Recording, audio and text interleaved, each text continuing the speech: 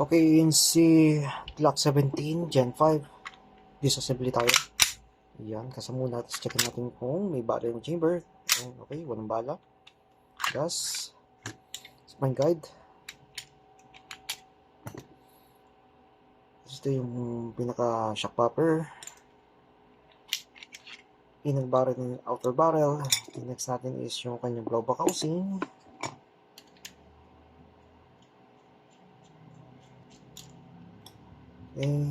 Yung kanyang rear sight.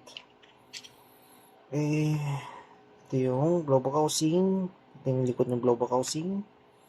Then yung loading nozzle spring and loading nozzle. Yan. Tapos, pupul lang siya. Tapos baba para mabugot natin yung loading nozzle. Next, yung kanyang piston head. Okay. Atin ko yung piston head ng ENC.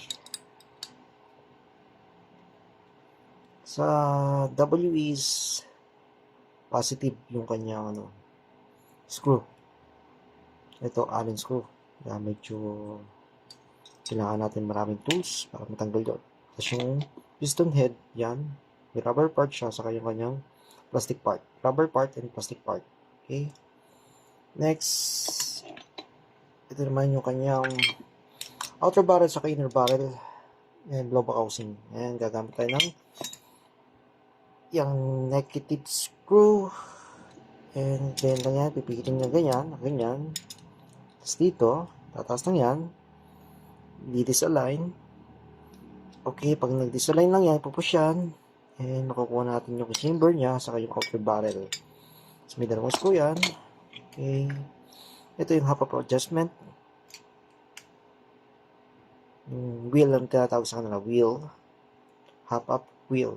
Okay. The screw.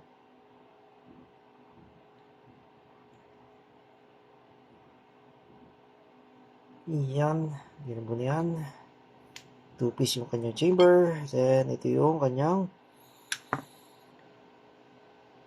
adjustment. Tapos, ito yung half-up rubber. Yan. TM compatibility yung half-up rubber sa kanyang barrel. Okay, pag mag-upgrade tayo is, kailangan natin ng half-up rubber. Same yung kanyang upgrade parts sa barrel na mabibili natin. Tapos ito yung kanyang hammer, saka yung kanyang hammer housing. Okay, relax natin spring. Tapos ito, relax din natin to. And next natin is, pwede natin itong tanggalin. Peter screw lang yan. So, papakita natin sa camera. Tapos trigger natin. Okay, para may taas natin yung, meron pa pala kulang dito. Yun, kanyang pin. Lagyan natin to. Pop up lang natin yung pin. Baliktad pa yata ako. Baliktad nga. At na ganyan, dito yung pukpok ng pin sa may magazine release na nakaharap. Kasi may lock siya, yung pin niya, may lock siya dito. Ito yung lock niya, ito yung pinaka madulas na part. Okay? Baliktad yung pukpok. Pag magpupukpok kayo, dito lang yan. Dito sa magazine release, dito ang pukpok niyan. Okay? Tatas lang natin to. Yan, makukuha natin yung hammer housing. Kasi ito, yung kanyang knocker disconnector, nag-disconnect sa knocker. Kaya tinawag na knocker disconnector. Spring, may pin yan, dalawang pin, 1, saka 2. Pero ito yung kanyang blowback, yung kanyang hammer housing is same sa automatic. Pero wala siyang steer dito, yung kanyang disconnector para sa automatic. Okay, ganyan. Pag naka-relax yung spring, press lang dito, then hugutin natin yung kanyang pin, tapos naka-hold tayo sa spring para dito masek, then pupush natin yung spring, tapos yung kanyang, pag-push natin, malalagdan yung kanyang hammer sear. Ito yung nag-hold sa kanyang hammer, saka nag-disconnect din. Tapos dito, yung pin, dito lang yan. Okay, pop up lang natin, then hugutin sa kabila. Pag hindi kayang hugutin, gumamit tayo ng flies. Okay, yan. Tapos bago yung spring, Yan, hugot na yung mga... Ito yung hammer. Tapos hammer spring. Tapos yung kanyang pinaka-roller na heart shape. Sa WE is bilog siya sa mga ENC and yung mga tawag doon D-bell, mga heart shape saka yung sa TM dati. Okay? Siyan yung kanyang knocker. After noon, hindi natin matatanggal ito dahil meron siyang stopper doon sa ano. Sa WE natatanggal yan. Pero ito, kailangan tanggalin mo yung stopper ng slide catch para matanggal yung slide catch. Yung ano pala, yung magazine catch or magazine release. Ito yan, may ano siya, lock. Okay, ito naman, may pin siya dito, saka ito muna tatanggalin natin. Yung slide lock. Pe-press lang natin yung spring, yung sa gitna, para matanggal natin yung slide lock. Okay, pag natanggal na, ito naman, itong pin nito, or yung pin naman, pag ano yan, medyo dito, so nakaharap nyo ng ganyan, then dito ipapop.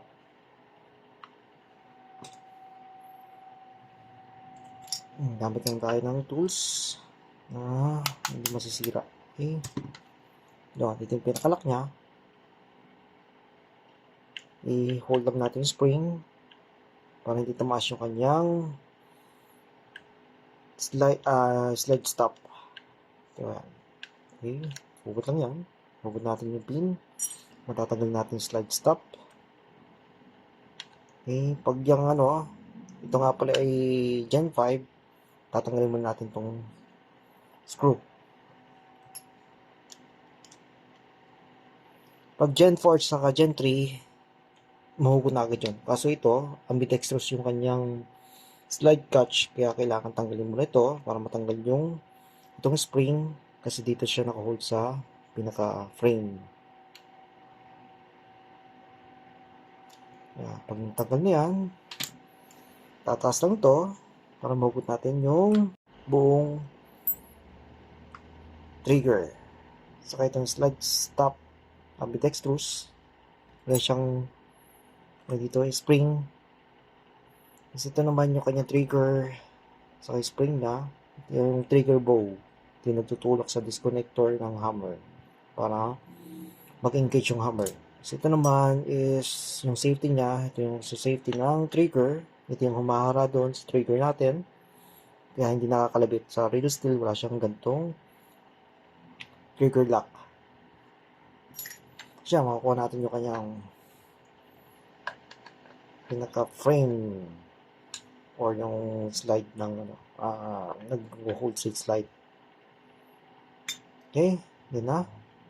Ito lang hindi natin makakalaskuha na meron siyang stopper sa mga ANC. Sa WE, madali siyang kalasin dahil wala siyang stopper na gano'n. Kaya medyo maganit siya, meron siyang stopper doon, saka maganit yung spring, kaya mas maganda yung kanyang kapit ng magazine. Okay? Tapos yun, yung front sight nga pala nakalimutan ko, meron siyang screw dito, yung front sight, para matanggal yung kanyang front sight. Phillips screw lang yan. Okay, yan. Regulagin lang yung ating front sight para ma-pop. Okay, ano pa ba? Hindi ko natatanggal to. Yan, si spring guide. Okay, si spring guide natin. Kasi meron dito yung lock yan dito sa ano. Yan, tataas lang siya para mahugot natin yung spring guide. Yung kanyang spring, si spring guide. Kasi ito yung kanyang shock bumper din. Okay? Okay na yan. Thank you.